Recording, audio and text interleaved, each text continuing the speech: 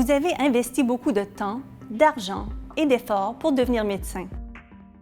Une fois que vous commencerez à pratiquer, vous aurez encore une foule de décisions à prendre, notamment celle d'exercer ou non en société. L'avantage, c'est que la constitution en société pourrait vous permettre d'économiser. L'inconvénient, c'est qu'une société n'est pas si simple à administrer et qu'elle vient compliquer votre planification financière.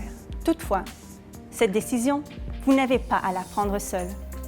Gestion financière MD est là pour vous aider.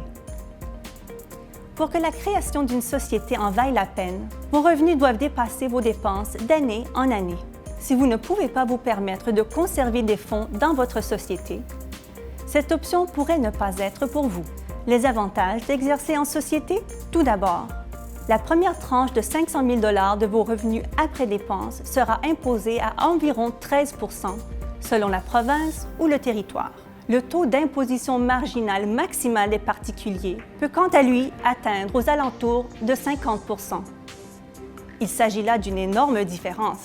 Ensuite, si vous conservez votre argent dans la société après qu'il a été imposé à environ 13 % et que vous le laissez fructifier dans un compte d'entreprise, vous profiterez de ce qu'on appelle un report d'impôt. Certes, vos fonds seront imposés lorsque vous les retirerez de la société.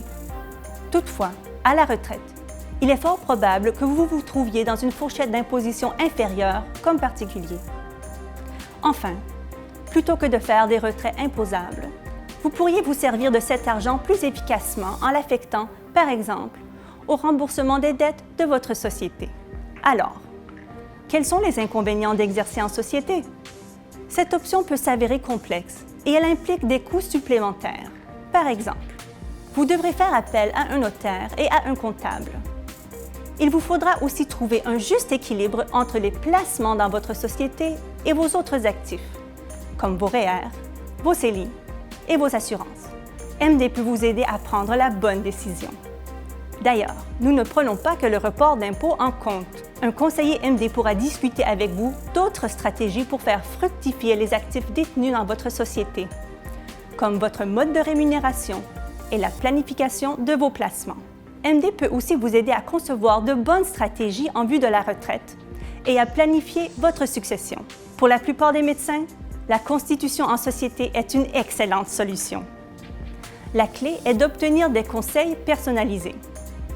Vous avez des questions? N'hésitez pas à communiquer avec un conseiller MD. Merci d'avoir visionné cette vidéo.